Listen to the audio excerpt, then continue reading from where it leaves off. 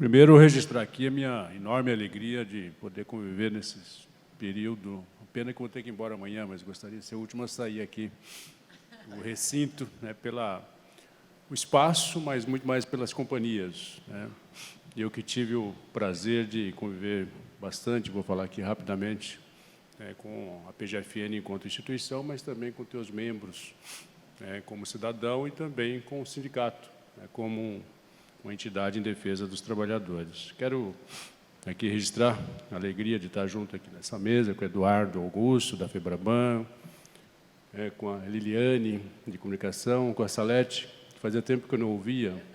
Seguindo a tua orientação, eu não consigo ver a TV aberta, então eu tenho perdido um pouco você do meu radar.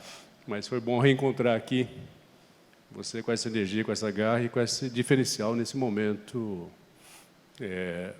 da vida brasileira e do papel da imprensa, né? Eu estava agora, antes de vir para cá, eu e a minha esposa, a Amália, estava assistindo um seminário da Câmara Federal, na televisão, sobre mídia e democracia. Aliás, muito a propósito e muita sintonia com o tema aqui do encontro dos senhores. Estava lá o Fernando Rodrigues, grande jornalista, né, respeitado por todos nós, também falando a mesma linha aqui das duas mulheres, né, que representam aqui a mídia, que deveria ser a mídia brasileira, né? Prazer muito grande de estar aqui com vocês. Eurico, cadê Eurico? Como rebelde sempre, como quebrador de protocolo. Eu estava tentando convencer, uma ocasião, o doutor Sócrates, corintiano, como eu, a ser candidato a vereador, deputado. Eu, Juca Kfouri, Vladimir Casagrande.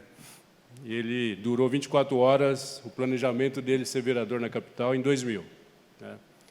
Ele tinha topado, depois o Juca ficou de transferir o título dele de Ribeirão para São Paulo. Eu falei, Juca, tua tarefa, vê lá se já conseguiu transferir o título. Aí liguei, melhor você ligar para o Magrão, porque planejamento do Magrão dura 24 horas. Vê se você não mudou de ideia. Aí liguei para o Magrão. E aí, Magrão, tudo certinho? Tá, vamos fazer a campanha. O Vladimir é seu coordenador da campanha. Eu vou, mas se for para eu ficar lá na galeria com o povo, ficar lá de terno e gravata no meio de vocês, eu não quero. Então, Eurico deve ser seguidor aí do Dr. Sócrates. O Roberto Rodrigues é também companheiro aí de velhas datas nessa luta toda. E quero aqui aproveitar e cumprimentar o trio de presidentes. É muito bom ver uma instituição onde você tem ex-presidentes, né, continua militando, é sinal que ela é sólida, que tem processo democrático, né, que tem processo, né, de revezamento. Né, o Heráclito, que eu convivi mais, optou por fazer um mandato só. É isso? Então, esse sinal de desprendimento, de cidadania, tá certo? Parabéns, Heráclito, que soube fazer os sucessores, tanto do jovem aqui, Aquiles, né, que promete, grande, né, cidadão sindicalista, com quem tem aí também orgulho, né, de poder ter convivido nesse período de parlamentar e ele como dirigente sindical. E o Hernani agora que assume aí o bastão também, na mesma linha, né? A gente percebe a cara sadia da instituição, isso é muito bom. E não apesar de não ser a categoria mais, maior em números, né, entre os sindicalistas brasileiros, entre os sindicais, os 17 mil sindicatos que tem pelo Brasil afora, mas em termos de conteúdo e de representatividade, é uma categoria que cresce o orgulho e a admiração de todos nós. Vocês têm uma responsabilidade muito diferenciada no processo da construção das políticas de Estado, da defesa do Estado brasileiro, né? E eu acho que vocês têm noção dessa responsabilidade, a postura, né, correta. E aí não interessa, nesse momento, se é de esquerda ou de direita, se é progressista ou conservador, mas a postura de cidadão, do papel da instituição, o sindicato, do respeito, como estavam aqui todos os dirigentes, está aqui o Levi, né, que faz o papel de dirigente da instituição hoje, né, não inibe vocês colocarem e expressarem as posições políticas de vocês como cidadão. Então, isso é muito bom, essa convivência da diversidade, do respeito, né, cada um cumprindo o seu papel de governo e vocês como sindicalista. Então, isso nos enche de orgulho de poder somar com tanta gente comprometida, né, nesse momento aqui e nas nossas vidas. Eu tive o prazer de conviver com PGFN de várias formas, sendo demandado como parlamentar, onde nós conversamos e debatimos muito, tanto o projeto de interesse da categoria, né, que não foram poucos, né, por exemplo, a questão da sucumbência, né, que a minha esposa até não entendeu porque eu não votei lá no dia na comissão especial, por questão de suspeição, porque ela é também procuradora. Não votei porque não correu risco de perder e de não dar quórum. Quando eu vi que deu quórum, eu procurei não votar no dia.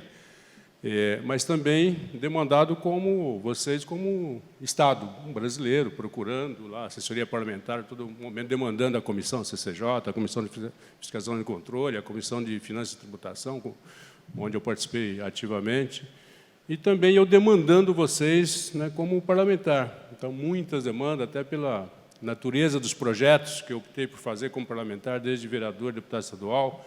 Eu sempre tive muita dificuldade de aprovar projetos de minha autoria, porque sempre me recusei a fazer projetos banais, assim, sem relevância social, sem relevância política. Então, você acaba tendo mais dificuldade. E, por isso, pela qualidade dos projetos, sou autor lá do projeto do Código Comercial, e um projeto que eu mais tive relação com vocês, e sendo, né, de vez em quando o Aquiles puxava a minha orelha, pô, mas por que você está fazendo um projeto de autorização da venda da dívida ativa? Né?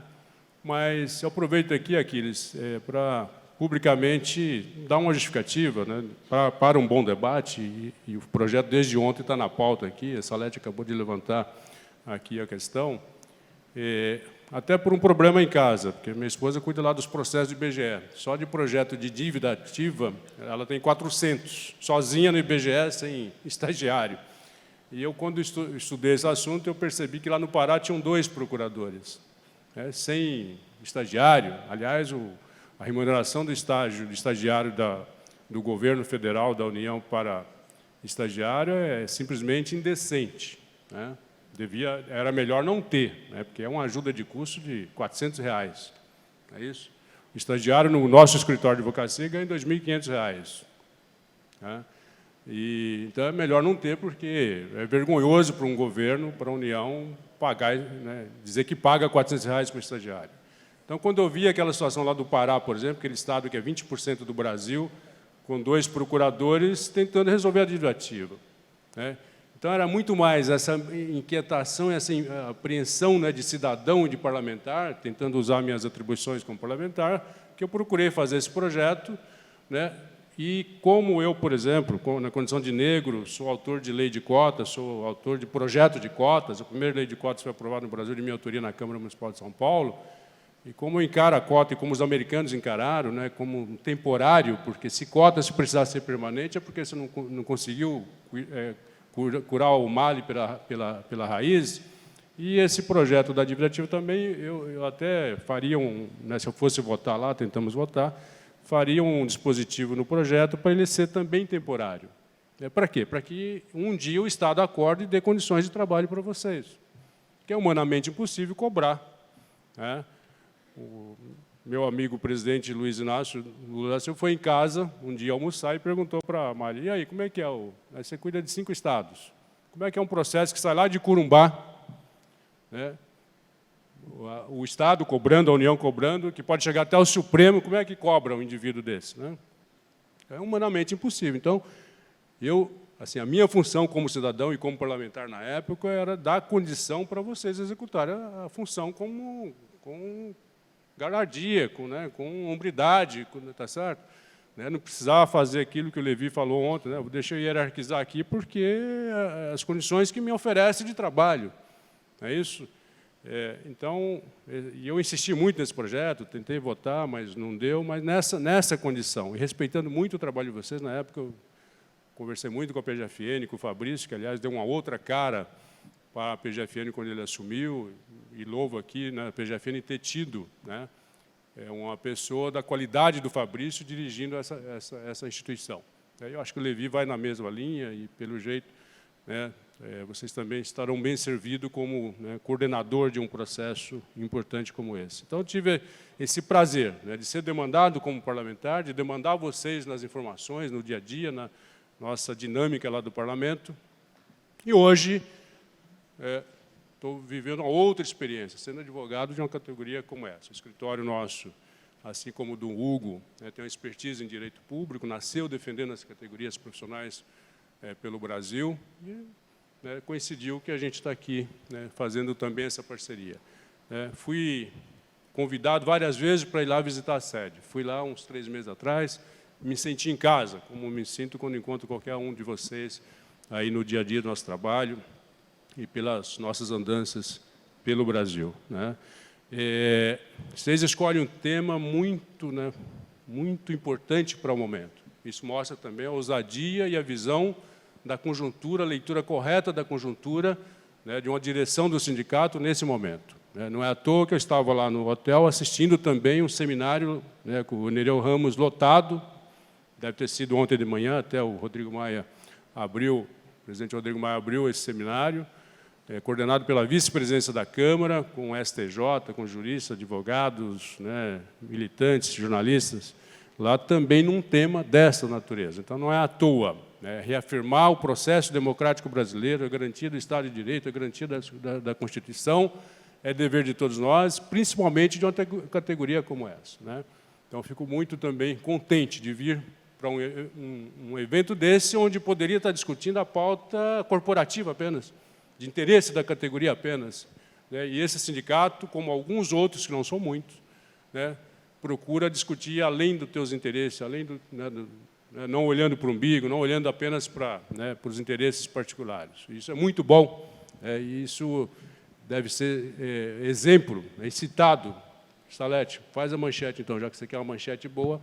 Tem um sindicato que reuniu 3 dias e está discutindo um tema democracia, um tema crucial, importante, estratégico para esse momento da conjuntura brasileira. E deixei de ser deputado não negando a política. Eu acho que nós não podemos nunca negar a política. Está ruim, então é o momento da gente discutir a política e mudar essa situação, seja como cidadão, seja como parlamentar, seja como dirigente sindical, seja como servidor público. Eu estou simplesmente numa outra trincheira de luta. Quero ser militante partidário, quero ser advogado militante, responsável pelas minhas atitudes como advogado, como cidadão, mas jamais negar a política. Tenho essa relação, acho que é um dever, e aprendi assim, na formação, desde pequeno, jovem, na Igreja Católica, e como fundador do PT, da Central da CUT, jamais negar a política. Sem a política não vai para lugar nenhum. Aqueles que negam a política, não leu lá Bertolt Brecht. Eu acho que uma categoria como essa também tem essa visão, e a gente está aqui exercendo, Hernani, sobre essa orientação de vocês, tá certo?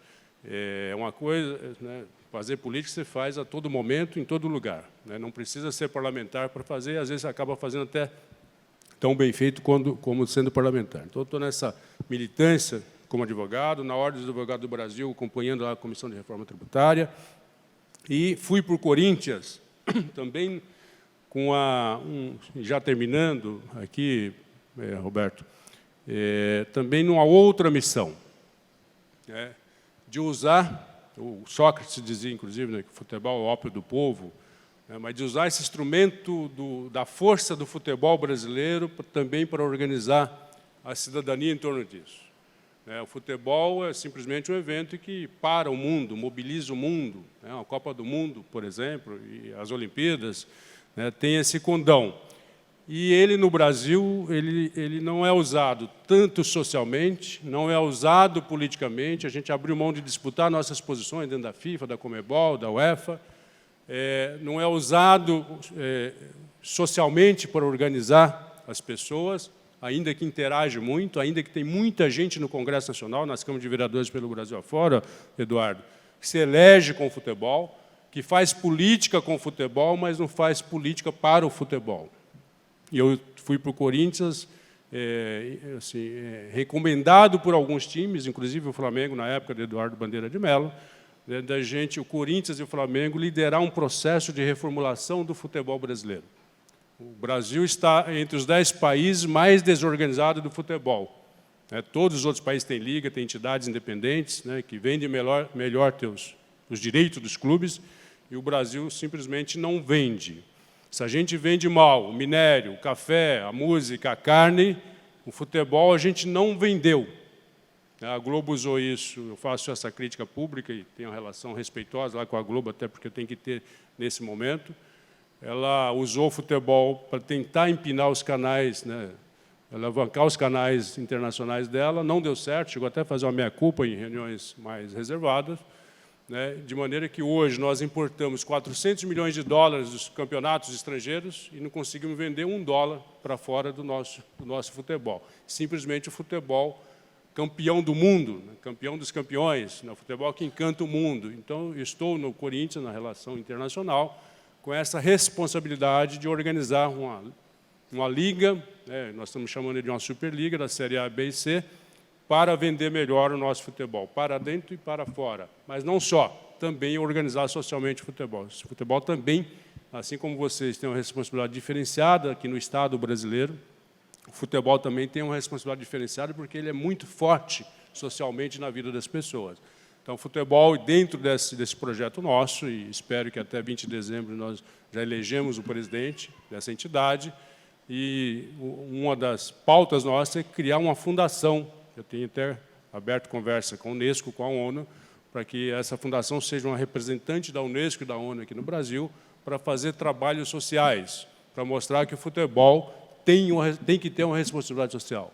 O futebol não é só para enriquecer atletas, cartolas, empresas, grupos econômicos. Tem que ter a tua responsabilidade social e pode ver, a gente não vê nenhuma ação nesse sentido, às vezes muito isoladamente, dependendo de cada um, de cada atleta. Os jogadores europeus, quando são convocados para as seleções respectivas, pegam o salário que eles recebem da seleção e vão lá e doam para as entidades sociais. Aqui no Brasil, a seleção não paga, deixa os clubes pagarem, mas se pagasse, eu duvido que teria alguma atitude dessa maneira. E a gente precisa mudar essa cultura e precisa construir outros novos paradigmas para os agentes, quer seja dirigentes, atletas do futebol brasileiro. Estou com essa missão, além de advogar, e é uma missão voluntária, porque dirigente de futebol no Brasil, como eu no Corinthians, não somos remunerados. Então, por tudo isso, nós vamos continuar juntos nessa luta, e será um prazer muito grande, sempre que acionado, não só como advogado, mas como cidadão, de ser chamado e convocado para atividades como essa. Parabéns, Hernani, que você tenha, né, você seja o melhor presidente de toda essa série, até porque você tem que superar. Né, e não vai ser fácil você ser o melhor, sucedendo Heráclito, sucedendo Aquiles e tantos outros diretores aqui nessa jornada. Mas você tem talento e condições, né, você poderá ser o melhor, porque você tem aqui o assessor, que está sendo assessorado por 2 ex-presidentes. Então, você tem condição de ser o melhor presidente dessa série toda. Parabéns, sucesso para você e conta com a nossa ajuda e participação.